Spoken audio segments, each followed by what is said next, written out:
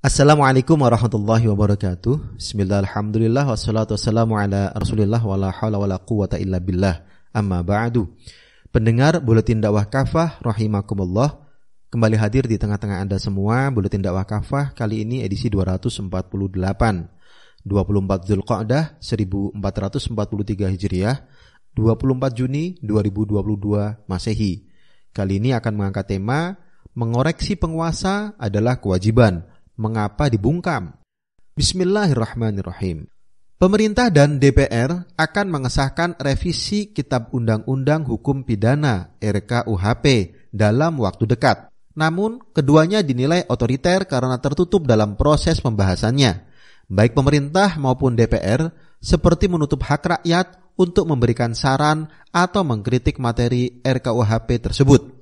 Apalagi dalam RKUHP tersebut terkandung pasal yang mengancam warga negara yang dianggap melakukan penghinaan terhadap pemerintah, gubernur, DPR, dan polisi. Warga yang disangka melakukan tindakan tersebut diancam hukuman penjara. Banyak pihak menilai RKUHP ini akan membawa negeri ini ke era lebih otoriter. Sudahlah pembahasannya tertutup, RKUHP tersebut berisi pasal yang bisa membungkam warga yang mengkritik pemerintahnya sendiri. RKUHP tersebut juga berpotensi menutup kewajiban mengoreksi penguasa. Pendengar rahimakumullah, bahaya pasal karet.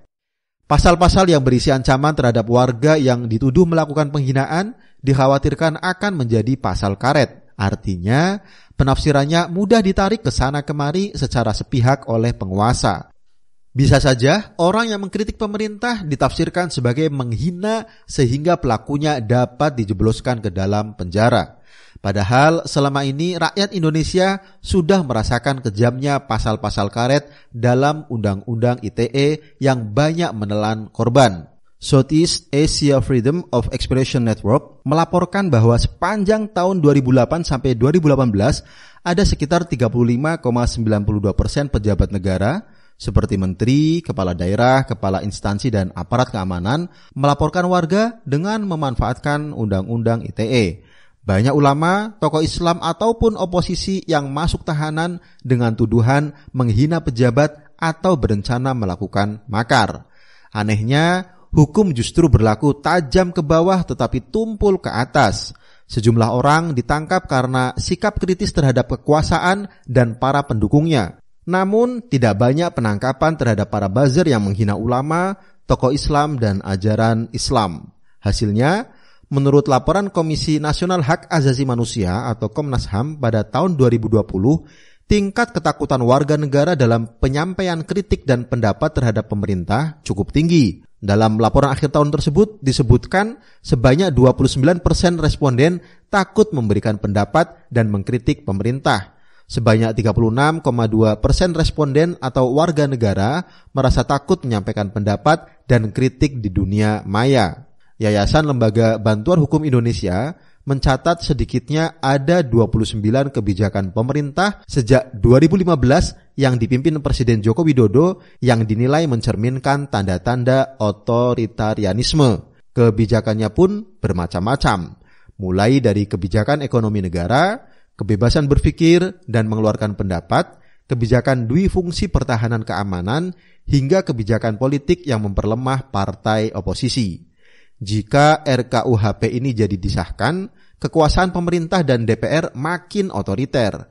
Keduanya makin sulit dikritik. Padahal selama ini banyak kebijakan dan undang-undang yang dibuat oleh pemerintah dan DPR tidak berpihak kepada rakyat. Inilah tipu daya demokrasi, mengklaim kedaulatan di tangan rakyat, tetapi justru membungkam suara kritis rakyat terhadap penguasa. Pendengar rahimakumullah, wajib mengoreksi penguasa. Di dalam Islam sudah diajarkan aktivitas muhasabah atau mengoreksi kesalahan sesama muslim yang pahalanya besar di sisi Allah Subhanahu wa taala. Itulah amar ma'ruf nahi mungkar yang menjadikan umat ini mendapat gelar umat terbaik dari Allah Subhanahu wa taala. Allah Subhanahu wa taala berfirman dalam Quran surah Ali Imran ayat 110, A'udzubillahi minasyaitonirrajim. Bismillahirrahmanirrahim. kuntum khaira ummatin ukhrijat lin-nasi ta'muruna bil ma'rufi wa tanhauna 'anil munkari wa tu'minuna billah.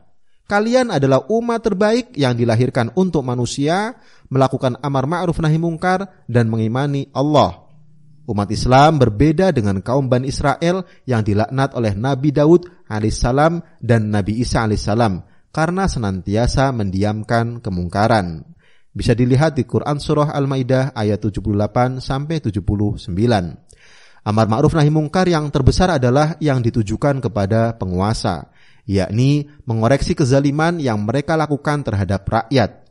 Begitu mulianya amal ini sehingga disebut oleh Nabi Shallallahu Alaihi Wasallam sebagai jihad yang paling utama. Beliau bersabda, "Afdalul jihadi kalimatu adlin 'inda sultanin jair." Jihad yang paling utama adalah menyatakan keadilan di hadapan penguasa zalim. Hadis riwayat Abu Dawud, At-Tirmizi, Ibnu Majah dan Ad-Dailami. Dalam hadis lain, Rasulullah Shallallahu Alaihi Wasallam menyebutkan orang yang beramar ma'ruf nahi mungkar di hadapan pemimpin zalim akan mendapatkan kedudukan sebagai pimpinan para syuhada di akhirat.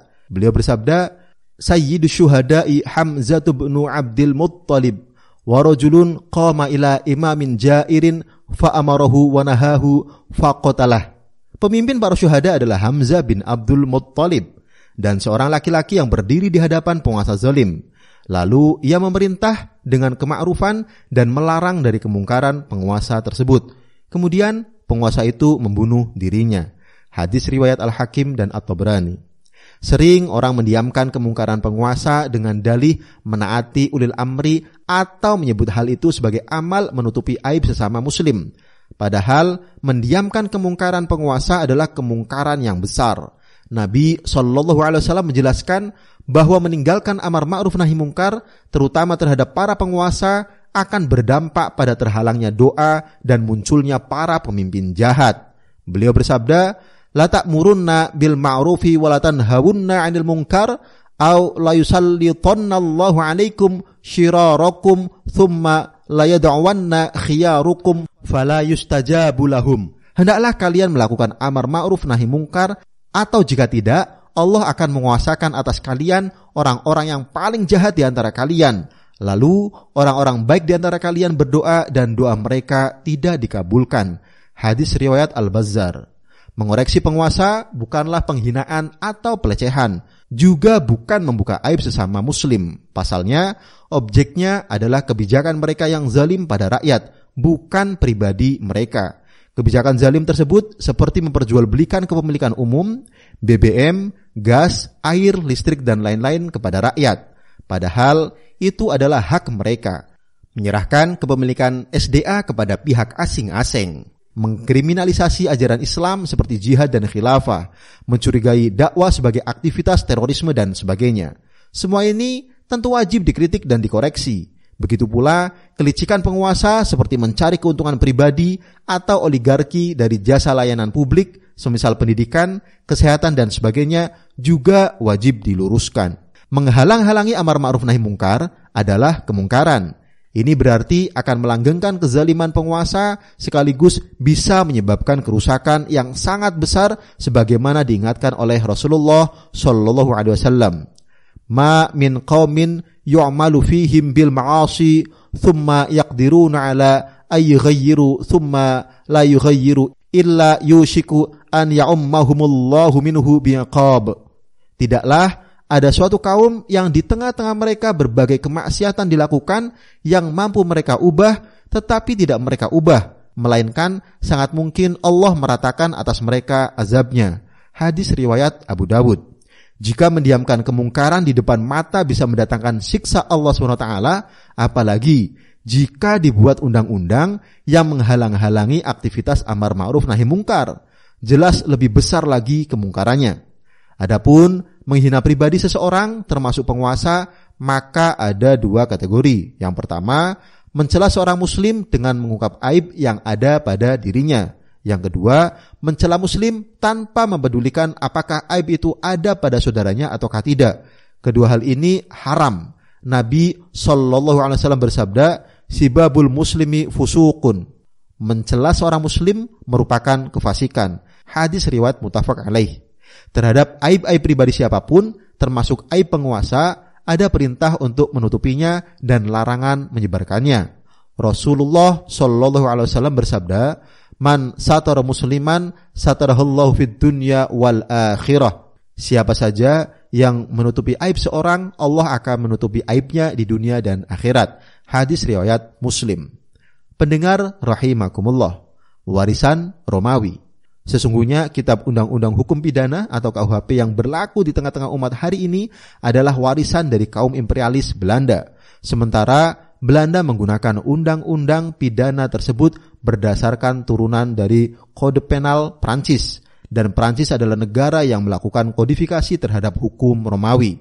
Ironis, di tengah kriminalisasi terhadap seruan penerapan syariah dan khilafah karena dianggap ide asing, transnasional, justru negeri ini memberlakukan undang-undang pidana yang berasal dari negara asing, bahkan imperialis. Hal inilah yang telah diingatkan Nabi Sallallahu Alaihi Wasallam.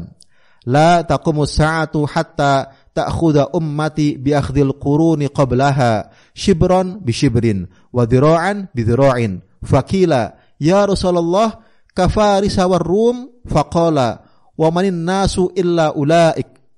Kiamat tidak akan terjadi hingga umatku mengikuti jalan generasi sebelumnya sejengkal demi sejengkal, sehasta demi sehasta. Lalu ada yang menanyakan pada Rasulullah Shallallahu Alaihi Wasallam, apakah mereka itu mengikuti Persia dan Romawi? Beliau menjawab, selain mereka, lantas siapa lagi? Hadis riwayat Al-Bukhari. Padahal Allah SWT telah menunjukkan kepada umat ini syariahnya yang pasti memberikan kebaikan dan membuka banyak keberkahan. Sudah seharusnya umat kembali pada syariah Islam sebagai bukti keimanan dan ketaatan mereka kepada Allah SWT. Mereka wajib meyakini bahwa tidak ada aturan terbaik selain syariahnya. Wallahu a'lam bishawab. Demikian materi Buletin Dakwah Kafah edisi 248. Mengoreksi penguasa adalah kewajiban. Mengapa dibungkam? Terima kasih. Wassalamualaikum warahmatullahi wabarakatuh.